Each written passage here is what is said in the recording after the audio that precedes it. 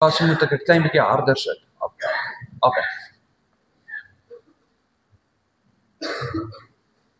Of net hoor, is dit beter? Okay. Julle kan asseblief my vanoggend oopmaak by Jesaja 53 vers 3 tot 5. Jesaja 53 vers 3 tot 5. En ek wil graag hierdie noem. Ek weet ons wys die woorde hier op die bord, maar een ding wat ek die laaste ruk agtergekom het of in die moderne wêreld is dat ons as gelowiges baie sukkel om in ons eie Bybels te lees. Ek weet nie of julle dit al agtergekom nie. Baie keer nie die ouer mense nie, maar veral ons nuwer generasies. En ek motiveer julle om asseblief bring 'n Bybel saam. As jy nie 'n Bybel het nie, gesels met my. Ek sal vir jou 'n Bybel organise en kry. En as jy nie 'n Bybel tans by jou het nie, hier in die rakke is Bybels, maar blaai saam, leer die woord van God en weet ook waar hierdie gedeeltes te vind is in sy woord, sodat wanneer jy huis toe gaan en ietsie die Gees nie kla jou aan nie, maar herinner jou aan 'n gedeelte, dan weet jy ook waarom dit te vind. En ek dink dit is belangrik en ook kosbaar om God se woord so te leer ken. Dis Jesaja 53 vers 3 tot 5. En net voordat ons vanoggend lees en ook die Here nader, wil ek net die tema ook met julle deel. Ons beweeg nog onder die oorhoofse tema van wie is Jesus regtig? Dit spreek nommer 4 in hierdie reeks en ons beweeg vandag aan na die tema onder dit, die lyding in die versoeking. Maar voordat ons lees uit Jesaja uit, kom ons sluit die oë en kom ons nader ook die Here.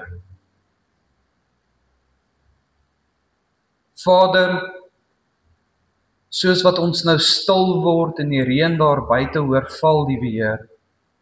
Vader, kan ons nie anderster as om U te prys vir U grootheid nie. Vir U almag, vir U soewereinheid, vir U koningskap. Vader, waarom Freddy gelees het dat U die begin en die einde is, maar ook dat die woorde duidelik maak dat U nie die grootste God is in hierdie wêreld nie, maar dat U die enigste God is. En dat U alleenlik waardig is van aanbidding. En Vader, sodoende vra ek vanoggend, mag U ons harte oriënteer dat ons hierso sal sit, nie net om te ontvang nie, maar ook om te gee. En hierdie gee is in die verband van liefde vir mekaar, gemeenskap tussen mekaar in die liggaam van die Here Jesus Christus. Maar Vader, soos wat ons nou stil word om uit die woord te lees, Vader, waar ons gaan praat vandag oor Christus se lyding hier op aarde en ook die wreedheid van dit. Vader, mag U ons oë weer herfokus op die kruis, mag U ons harte in lyn kry dat Christus waardig is en dat ons moet waardig wandel omrede hy waardig is.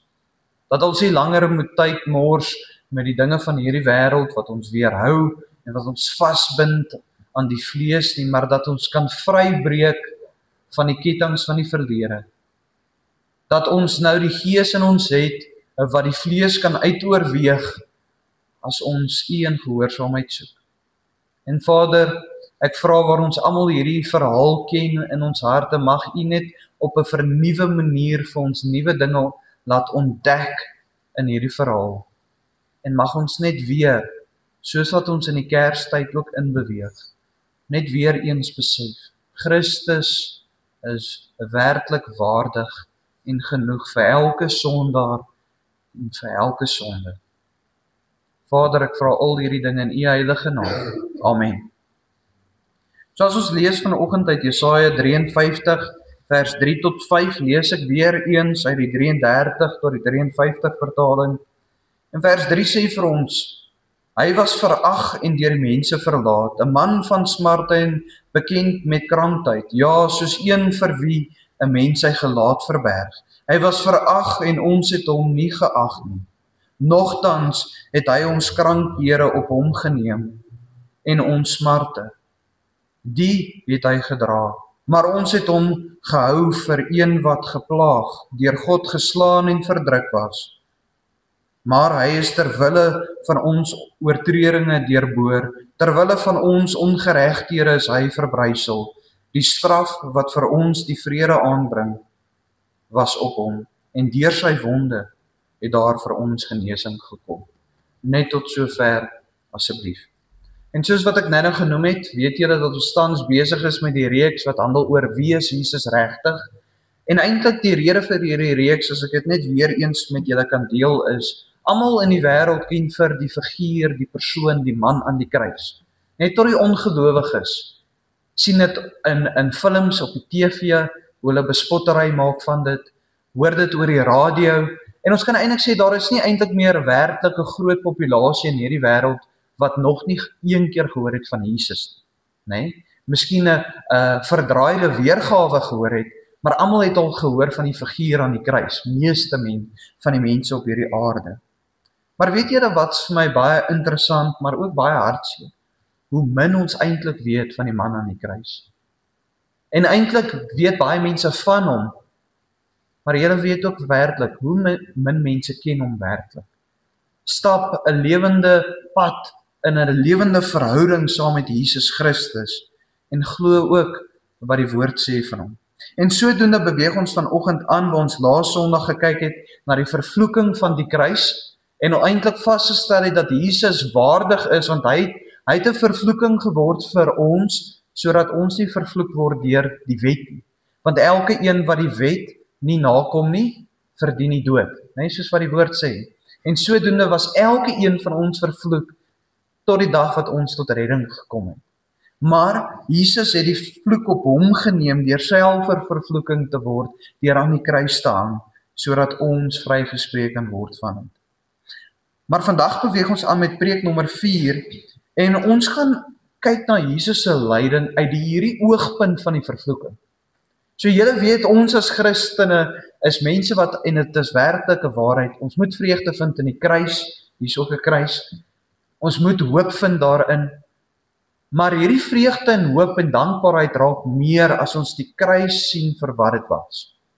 Nie net, Jesus het nie geglimlag aan die kruis nie.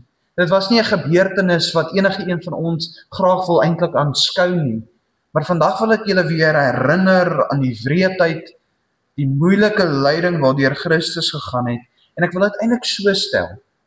Ek wil hê, en dis my gebed vanoggend, mag ons proe, 'n smaak verkry vir Jesus se kruisdood, want Hebreërs 2 vers 9 sê, en hy het die dood vir ons gesmaak. Die Engels sê, 'n taste kry van die dood van Christus. Mag ons besef, hy deur het gegaan, sodat ons nie daardeur hoef te gaan. Mag ons besef, hy daai straf gedra, sodat ons nie daai straf hoef te dra eendag, as ons tot sterwe kom nie. En sodoende, as ons dan vanoggend na ons hoofteksgedeelte kyk, het ek dit spesifiek uit die Ou Testament uit gekies, om vir julle te wys hoe tot die profete 700 jaar voor Jesus se kruisdood geprofeteer van die Messias se lyding, se vervloeking aan die kruis. En wat my interessant is, hulle skryf oor 'n Messias wat nog moet kom, en eintlik die boodskap van die Messias nog altyd van Genesis af regdeur, was 'n boodskap van hoop. Dit sou 'n koning gewees het wat hulle gered uit die vyand se kloue. Dit sou iemand gewees het wat 'n nuwe koningskap ingebring het, en Christus was al hierdie dinge, maar tog skryf hulle ook oor hoe hy sou gelei het, in baie dieptyd. En eintlik die Ou Testament spreek meer die wreedheid aan, as wat die Nuwe Testament doen, om eerlik te wees. En wat my interessant is dat hierdie fariseërs wat vir Jesus skuldig bevind het op valse getuie, was mense wat hierdie gedeeltes ook geken het. Mense wat geweet het wat die profeseë sê oor die Messias, maar hulle was so blind deur die wêreldse dinge, deur hulle haat vir hierdie man wat hulle glorie steel op aarde, hierdie man wat wonders doen, wat hulle nie kan doen as leiers van die geloof, dat hulle ook hierdie man doodgemaak het. En vanoggend gaan ek bietjie meer selektief wees op die gedeeltes wat ek gebruik. Ons gaan ook nie ons hoofteksgedeelte vers vir vers ontleed nie, maar ons gaan selektief dinge uithaal, sodat ons 'n prent kan skep, en ek wil hê, soos wat ons vanoggend deur die verhaal werk, in jou verbeeldingswêreld, sien vir Jesus in die tuin van Getsemane. Ek gaan dit tot my beste vermoë aan julle verduidelik hoe dit gelyk het, hoe dit was. Sien vir hom hoe hy loop met sy kruis nadat hy gegeesel was amper tot die dood toe. Hoe hy geloop het met sy kruis tot op die berg van Golgotha, waar hulle hom gekruisig het en ook die beeld waar hy gehang het, sodat ons 'n dieper betekenis van dit kan verkry. So die verhaal begin vanoggend egter in die tuin van Getsemane, waar Jesus vir Petrus en ook aan die twee seuns van Zebedeus die volgende sê in Matteus 26 vers 37 tot 38. En hy neem Petrus en die twee seuns van Zebedeus saam en begin bedroef en benoud word. Toe sê hy vir hulle: "My siel is diep bedroef toe tot die dood. Bly hier en waak saam met my." Nou hier sien ons vir Jesus benoud, vol angs vir dit wat voor lê, maar hoor wat doen hy? Hy sê dit vir sy vriende, sy beste vriend, is eintlik Petrus. Nee? Die Nuwe Testament leer dit vir ons, dat hy en Petrus was die ou wat die naaste aan hom gewandel het, die diepste verhouding met hom gehad het, maar hy sê dit aan sy disippels. Hy sê vir hulle: "Ek is benoud en bedroef tot die dood toe, waak saam met my." En ons vergeet baie keer hierdie gedeelte, waar hy vir hulle sê dit is hoe hy voel. Onthou, hulle sien hom nou al klaar as die Messias, as God self. En as God self hierdie dinge vir jou sê, moet jy definitief in jou menslikheid besef, hoor jy, iets groots gaan nou gebeur. As God self vir jou sê: "Ek is bang, ek het vrees, ek is benoud." En Jesus beweeg toe aan eintlik, nadat hy hierdie vir hulle gesê het, loop hy voor hulle uit, nie ver nie 100 meter of 'n kilometer, 'n paar meter, en hy val op sy aangesig neer,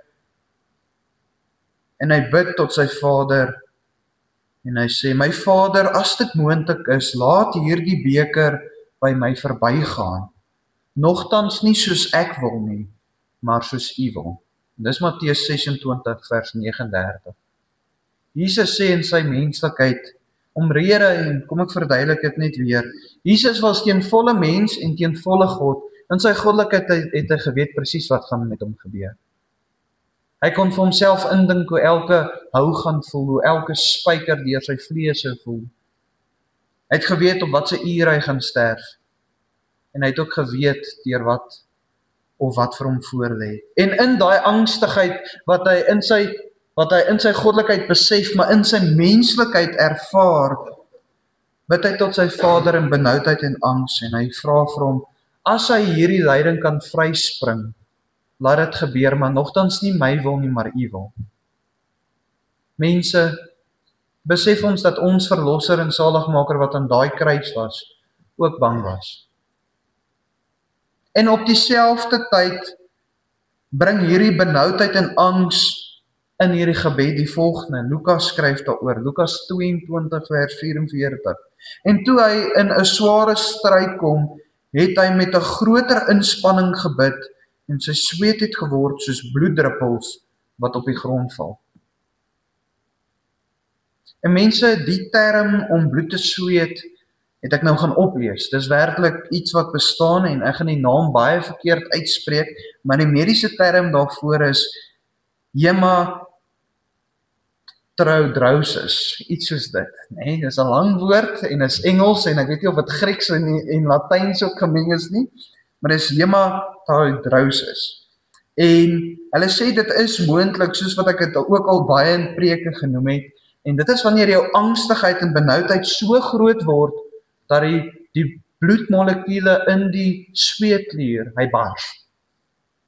Nee, want die bloeddruk raak meer, dit is medies bewysbaar dat dit kan gebeur, maar tog het hulle nog nooit iemand opgeteken wat werklik deur dit gegaan het nie, want menslik is dit ook onmoontlik. Want net God kan indink hoe iets moet so traumaties wees, dat jy dit al beleef nog voordat dit gebeur. En wat ek daarmee bedoel is, julle weet as jy deur 'n traumatiese gebeurtenis is, kom ons sê byvoorbeeld 'n car hijacking. As iemand jou kar wou gesteel het, en hulle het miskien 'n gewapende roof, 'n geweer op jou gerig, verlang na dit sukkel jy miskien met angstigheid en benoudheid, jy sukkel om te slaap, elke keer as jy uit die huis uit gaan, wil jy hê mense moet saam met jou gaan, maar tog, al was dit 'n traumatiese gebeurtenis, kan jou brein nie eintlik daai elke traumatiese detail weer herleef nie. God het ons so geskep om ons eintlik te beskerm, dat jy dit nie kan indink werklik en onthou presies hoe dit was nie. Maar Jesus kon omrede hy God was. En direk nadat hy bloed begin sweet het met sy eerste keer toe hy gebid het, gaan die woord aan en hy sê hy gaan terug na sy vriende en sy disippels, wat hy nou net gevra het en vir hulle gesê het, ek's angstig en benoud en bedroef tot die dood toe, en hy vind hulle slaap. Mense, weet julle hoe moet dit voel? Onthou julle hoe dit gevoel toe jy klein was en jy het vir jou maale iets vertel en hulle glo jy nie? Hoe kwaad het jy geword, nee? Of as jy vandag vir jou vrou of vir jou man iets vertel en hulle sien nie die impak wat hierdie ding op jou gehad het nie, hulle vat dit amper as, dit is nie so erg nie. Julle weet waarvan ek praat. Maar vir jou was dit erg. Maar God sê dit vir sy disippels en sy disippels slaap. En eintlik daar al kan jy agterkom dat die mens is mens. Daar kan jy sien dat ons nie op die mensdom kan vertrou nie. Maar Jesus gaan toe en hy vermaan hulle en vra vir hulle asseblief bid saam met my en hy gaan weer vooruit en hy bid vir die tweede keer en Matteus 26 vers 42 sê weer het hy vir 'n tweede maal gaan bid en gesê my Vader, as hierdie beker nie my kan verbygaan sonder dat ek dit drink nie, laat u wil geskied. Maar wat vir my baie interessant is, die skrywer van Hebreërs skryf ook oor hierdie gebeurtenis, hierdie tweede gebed in Hebreërs 5 vers 7 en hy sê die volgende: Hy wat in die dae van sy vlees gebede en smekinge met sterk geroep en trane aan hom geoffer het, verwysend God die Vader, wat hom uit die dood kon red en ook verhoor is uit die angs. Nou wat vir my baie interessant is, hierdie gedeelte is baie kosbaar vir my. Want dit sê vir ons, Jesus het nou net, ons lees nou net van Jesus wat sy Vader smeek amper, as hierdie kan verbygaan, laat dit verbygaan. Hierdie lyding wat gaan kom, hierdie beker, hierdie bitter beker van lyding. Hy huil, hy's angstig, hy lê op sy aangesig op die grond en huil. Hy sweet bloed. En hierdie gedeelte sê hy bid tot sy Vader, 'n Vader wat hom kon red uit hierdie uit, maar hy het nie. Maar wat het hy gedoen? Hy het die gebed verhoor om hom uit angs uit te red. Hoor wat sê dit? En ook verhoor is uit die angs. Die King James sê dat God die gebed verhoor het om vir Jesus uit hierdie vrees uit te bring. En weet julle wat's interessant? Direk na hierdie is Jesus kalm vir die res van die verhaal tot op die kruis. Hy het hierdie kalmte. Hy spreek nie uit teen die mense wat dinge vir hom sê nie, maar jy sien nie, lees jy een keer weer waar hy bewe van die angstigheid, van die benoudheid of van die vrees nie. En dit wys net tot in daai gebed hoe God nog steeds sy seun werklik teen volle lief gehad het. Maar hy kon nie hierdie straf van hom af wegvat nie, want anderste, wat sou ons vandag gewees het sonder dit? Maar hy het sy angs en sy vrees weggevat. Mense, is dit nie mooi nie? Is dit nie bemoedigend vir jou, as jy voor hierdie berg van probleme staan, hierdie berg van lyding wat miskien kom, wat jy weet kom nie, om ook te weet, miskien gaan die Here nie die berg wegvat nie, maar hy kan die vrees wegvat. Want julle weet ook, meeste van die moeilike situasies waar ons onsself vind in hierdie lewe is afkomstig van ons eie keuses af. Is dit nie ook waar nie?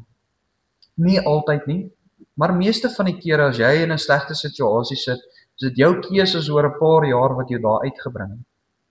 En ja, God gaan nie miskien die situasie verander nie, want hy wil hê jy moet leer uit dit uit. Maar as jy bid in benoudheid, hy is getrou en hy vat dit weg. Maar baie interessant, in die tuin van Getsemane, hierdie tuin bestaan nog vandag ook. Ek weet van baie mense wat al die voorreg gehad het, ek wil dit ook eendag doen, om daar Israel toe te gaan en daar te stap, die roete wat Jesus gestap het, en ook by die tuin van Getsemane gaan bid. Maar in hierdie tuin tot vandag toe is nog antieke olyfbome. Hierdie tuin het bestaan uit olyfbome uit. En die Hebreëse woord vir Getsemane verwys eintlik na oil press, in Afrikaanse oliepers, verwysend na 'n masjien wat jy draai of druk, wat die olie uit die olywe uitdruk, om hierdie kosbare olie uit hierdie olywe uit te haal. En julle weet ook, 'n olyfse pit is omtrent groter as die olyf, né? So, jy moet baie olywe druk, en ook baie hard druk, om eintlik baie olie uit dit uit te kry.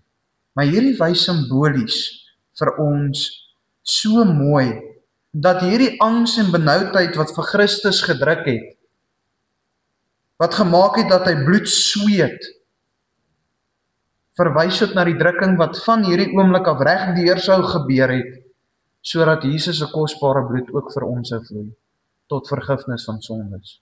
Dat Jesus ook van hierdie oomblik af in die pers was, wat hom gedruk het van alle kante af, waar hy alleen was in daai pers, gedruk sou word, sodat die kosbare bloed sou vloei. En hierdie verdrukking amper, hierdie pers het begin in die tuin, waar hy begin het om bloed te sweet. En ek wil graag met julle vers 8 van Hebreërs 5 ook deel, wat vir my baie interessant en mooi en kosbaar is, en dit sê, hy, al was hy die seun, verwys na Jesus, het gehoorsaamheid geleer uit wat hy gelei het.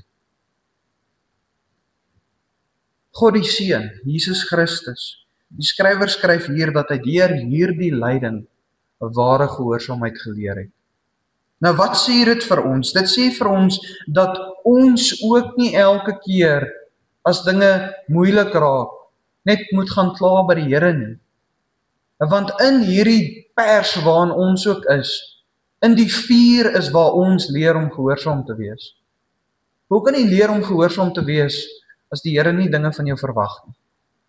As jy nie in 'n situasie geplaas word waar jy dinge moet doen vir die Here wat moeilik is nie.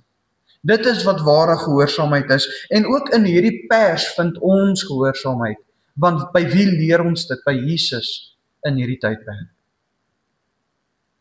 waar hy sy menslike wil in lyn met sy Vader se wil geplaas het. En die bring ons dan by Jesus se kalm gesindheid, wat ons nou gaan vind reg deur die res van die verhaal. En hoe is dit werklik moontlik dat Jesus na al hierdie angstigheid wat hy ervaar het, benoudheid, hierdie kalmte kon verkry het, want God is getrou en hy het gebid daarvoor. En die bring ons dan by die arrestasie. Jesus hoor die soldate en een van sy vriende, Judas, wat nader kom, en hy staan op met die grootste kalmte gefondeer in onderdanigheid en gehoorsaamheid teenoor sy Vader se wil. En in die donkerte van die nag, en met hierdie arrestasie wat voor lê, verlaat Jesus se beste vriende hom ook. Hulle het nie net geslaap en nie saam met hom gebid nie. Toe Jesus gearresteerd was, het hulle ook gevlug. Het hulle verdwyn ook in die nag in. En Jesus loop in hierdie nag alleen saam met vyande waarvoor hy sal sterf aan die kruis. En hulle vat hom weg, om ook sodoende in 'n verhoor te verskyn. En hoeveel keer in jou lewe het jy nie ook al alleen gevoel nie? Nee, al in die huwelik, in die huisgesin, ook alleen gevoel, want niemand verstaan eintlik hoe jy voel nie, en hoeveel keer by die werk het jy nie alleen gevoel, want die wêreld is so onregverdig nie. Ja, die wêreld was hier ook nie onregverdig nie. Hierdie was die mees onregverdigste ding wat al ooit gebeur het in die geskiedenis van die mensdom. Was Jesus wat gekruisig was vir ons. Maar wat sê dit vir ons? Jesus weet hoe dit voel. Jesus weet hoe dit voel om verlate, alleen en amper verwerp te wees deur jou vriende, jou familie en ook sodoende die mense waarvoor jy al hierdie opofferings maak in hierdie lewe. En nadat die soldate vir Jesus weggeneem het, het Jesus deur 6 verhoor gaan, 3 godsdienstige verhoor, verwysend waar hom aankla teen die woord van God, en 3 siviele verhoor waar hom aankla volgens die wet van die land. Nee, maar ons moet ook onthou, in Israel, in Jerusalem, in daai omgewing was die wet van die woord was die wet van die land ook. Ek hoop julle besef dit. Die wet van die woord was die wet van die land. So hulle het dit fisies op neergepen, dat as iemand gaan visvang op 'n Sabbatdag, dat hy gearresteer word. So dis nie soos in vandag nie, maar hulle het hierdie 6 verhoor gehad waar hulle hom aankla, en almal van hulle het onwettig plaasgevind. Hulle het valse getuies gekry, en tot eintlik het hierdie kole op die fariseërs en sadiseërs en skrifgeleerdes se koppe gooi, want hulle het eintlik niks gekry waarmee hulle hom kan aankla nie. Niks ware feite om te sê Christus staan skuldig aan hierdie dinge nie. Maar tot in daai selfde aand het hulle hom geslaan met vuiste, met stokke, en hulle het op hom gespoeg. En dit is deur die mense wat God se mense is, die Israeliete. Nou is dit nog nie eers die Romeine nie, dis nie die Grieke nie, dis nie die mense, die heidene en die pagans daar buite nie, dit is deur supposed to be, soos die Engels sal sê, veronderstel Godvreesende mense, mense wat God lief het, maar wat God self nou verniel. En die volgende oggend vat hulle vir Christus in boeye na die goewerneur van Pontius Pilatus, waar hy deur die skare en die fariseërs oorgelewer is om gekruisig te word. Maar onthou net nou, hierdie is nou die volgende dag. Christus slaap niks nie, bid die hele nag deur.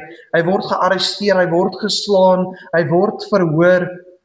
Geen slaap het hy in verkry nie, en as hy miskien 'n tydperk van alleen op sy eie was, glo ek hy het gebid tot sy Vader.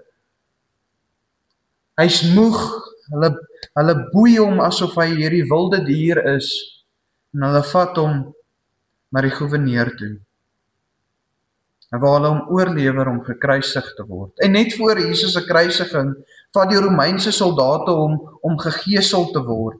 En hierdie sweep se naam wat hulle gebruik het in die Romeinse ryk was die Roman flagrum, wat 12 leertoukies gehad het. En in hierdie leertoukies was daar 3 leertoukies wat geweef was, maar hulle het staal en loodballetjies ingeweef. En dan heel op die punt het hulle hoeke, glasstukke en gewoonlik, soos wat ek opgelees het, skerp skaapbene vasgemaak. En wat hulle gedoen het is, as hulle jou geslaan het daai 12 toue omgekom en hy het in jou vleis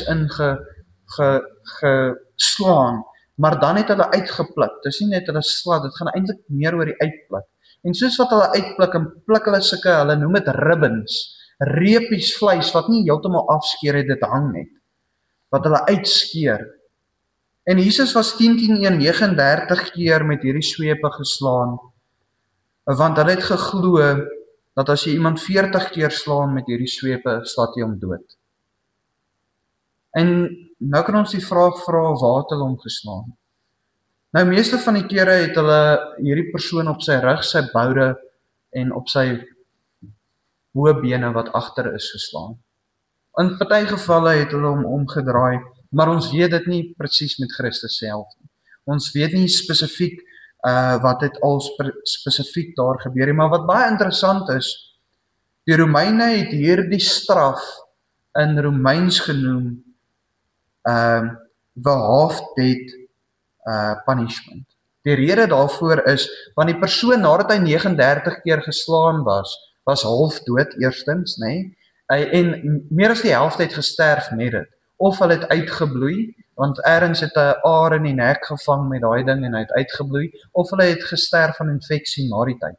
Want jou liggaam kan nie herstel met al daai oop wonde nie, en in daai tyd het jy nou nie antibiotika of iets gekry nie.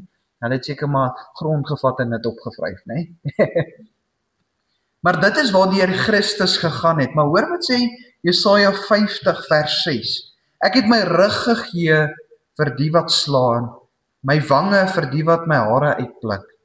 My aangesig het ek nie verberg vir smaakhede en bespiewing nie.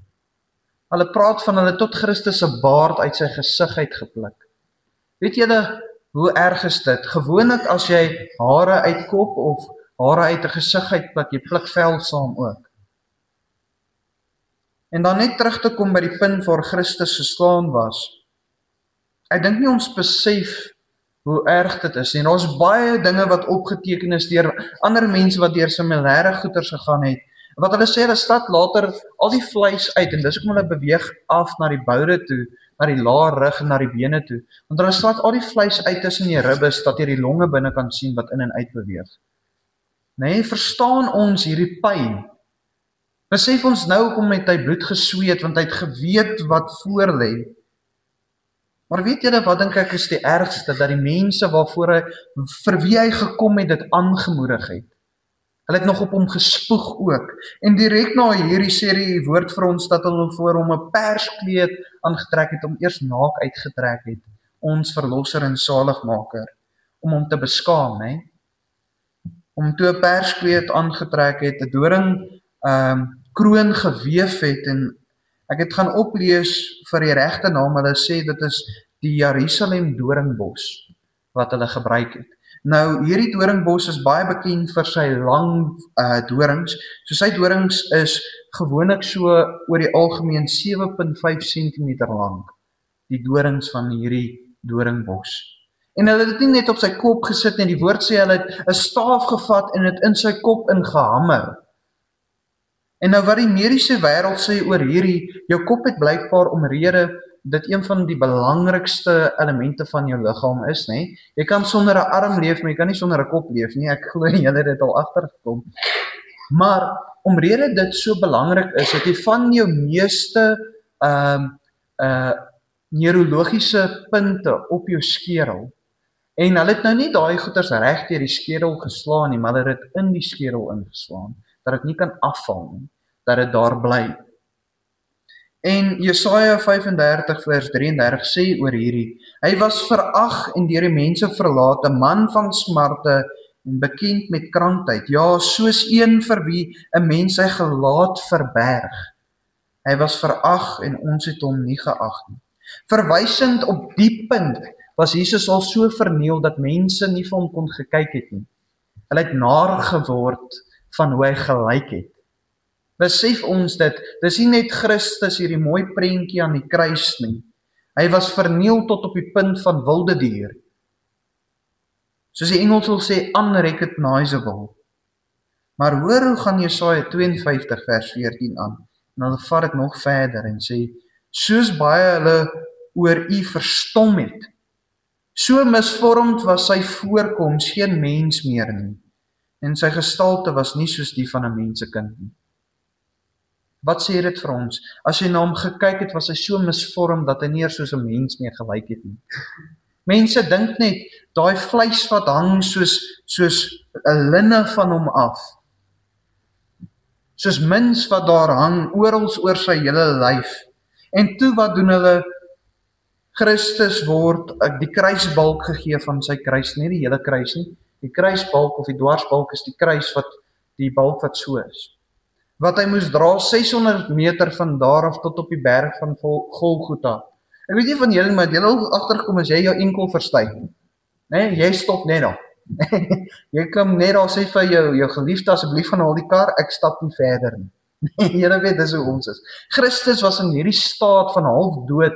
So weet julle hoe ver is 600 meter met 'n balk wat hulle sê tussen 60 en 70 kg weeg, wat hy moes dra. En onthou, sy rug is so geslaan dat die been, daar's nie meer vleis oor die bene nie, dat hy daai balk op daai bene moes dra, en dis seker nie 'n balk wat afgeskeer is met sandpapier nie.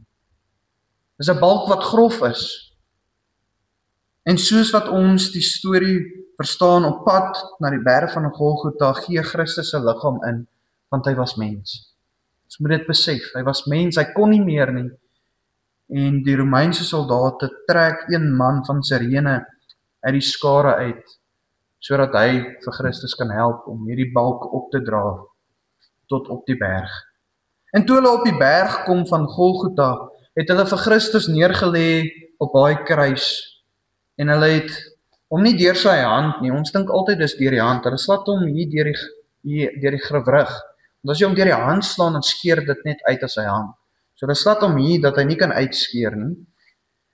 Deur altyd sy hande of palm slat hulle hierdie spykers, en hulle draai sy voete skuins, so as hy so staan, draai hulle dit so, en hulle slat 'n spyker reg deur daai bene, daai 2 bene.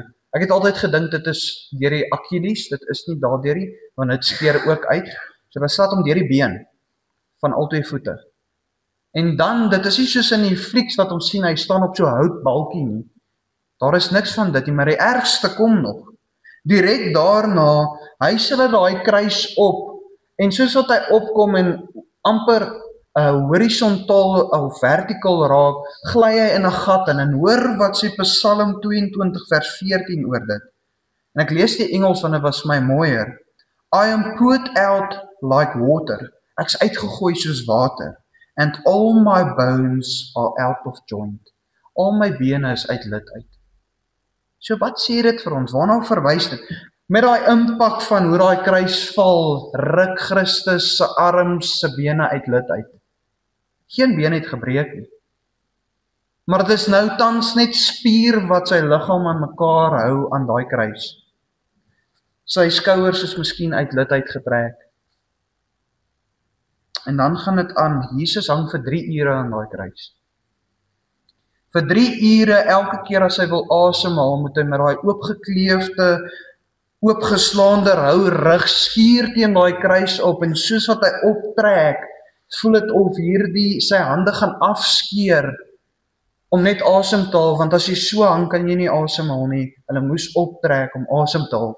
Met arms en bene wat uit lid uit is. So dis net spiere, soos elke keer wat hy asemhaal, skeer daar seker spiere ook, soos wat hy dit traai, asemhaal. En jy weet, elke keer wat hy gepraat het, moes hy bo gebly het aan die kruis. En hy spreek die volgende woorde. Eerstens, sê hy, Vader, vergeef hulle, want hulle weet nie wat hulle doen. Mense, na al hierdie dinge spreek Christus daai woorde. Hy is nie net behoort om hoendervleis te kry nie, maar Christus is waardig in daai oomblik, aan daai kruis. Direk na hierdie, of net voor dit, kom die Romeine en maak nog 'n groter bespotting van hom. Hulle vat so seespons, wat in asyn lê, en hulle sit dit op 'n stok, en hulle probeer dit vir Christus gee, maar weet julle waar vandaan kom daai spons? Die Romeine het dit gebruik om hulle agterente skoon te maak, en dit dan in asyn gedruk, om dit skoon te maak. So hulle het daai ding in Christus se gesig gedruk, dat hy daarvan moet drink. Dit is hoe hulle vir Christus bespot het aan die kruis. Maar dan kom die groot impakvolle oomblik vir my, waar die somme in die woorde, die seer, die pyn, die alleenheid, die verlaatheid en die erge wreedheid ervaar, en dis waar hy sê, Christus, Vader, Vader, waarom het U my verlaat? Mense, ek dink nie ons besef wat's alleenheid en pyn nie. En ek gaan nie vandag eers oor die geestelike gedeelte praat van die sondes wat hy op hom geneem het, wat ons nie eers kan besef wat dit beteken nie.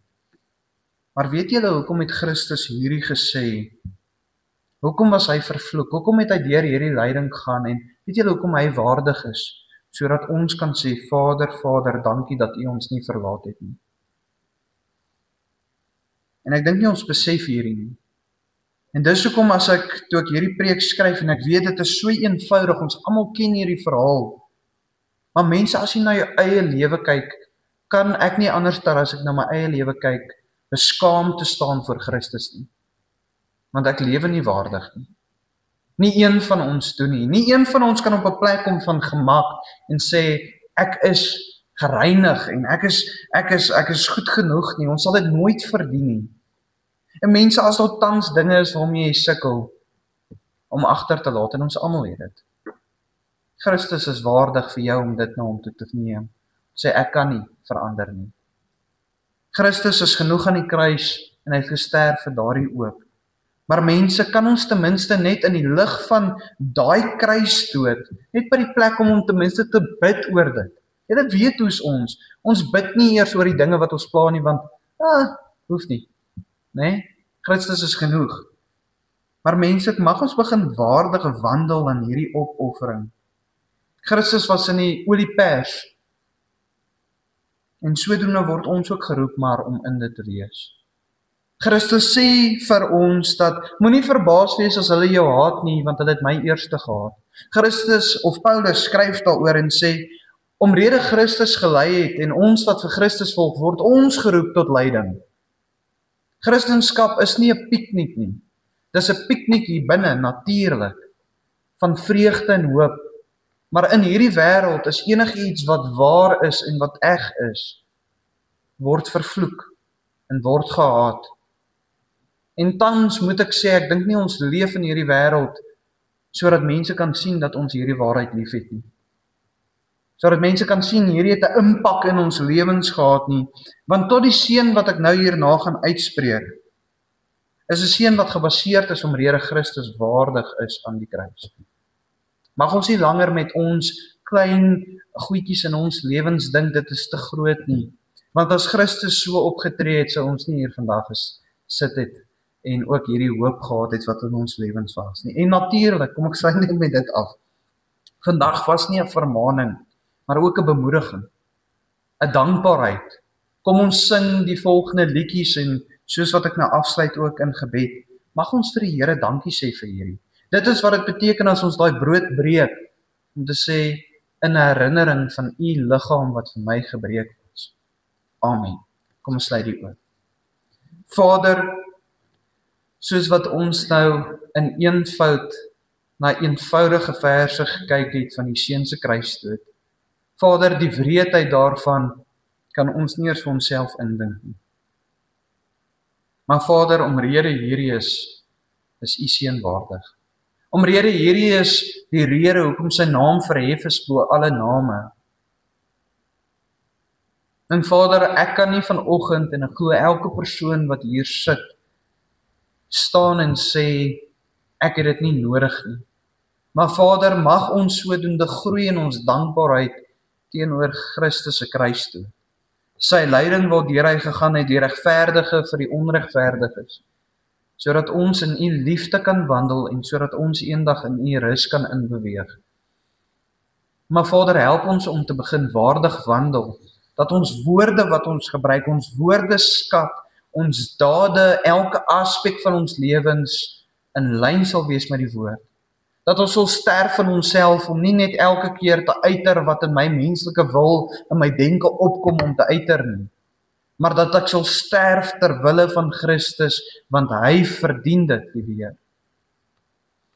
En Vader, sodoende mag ons nie 'n oppervlakkige geloof hê in hierdie gemeente nie, maar mag ons lewe met hierdie geloof, 'n geloof wat ons vrygemaak het, 'n geloof wat hoop kweek, 'n geloof wat elke ketting breek, liewe Heer, 'n geloof wat so sterk is dat niks ons kan skei van die liefde van U nie. En Vader, sodoende bid ek vir ons broers en ons susters wat nie hier kan wees nie, wat miskien siek is vandag, liewe Heer. Vader, mag hulle ook besef, Christus is genoeg. Maak nie saak deur wat se lyding en pyn ek op hierdie aarde gaan nie, dis niks in vergelyking met Christus nie.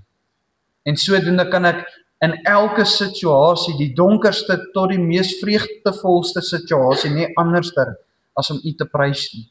Die hand wat gee en ook die hand wat wegneem.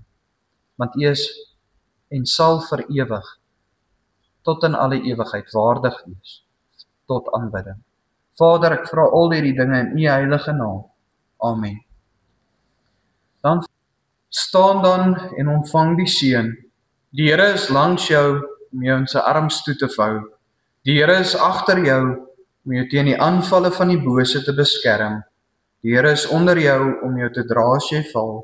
Die Here is binne jou om jou te lei met sy Heilige Gees. So seën die Here jou tot in alle ewigheid. Amen.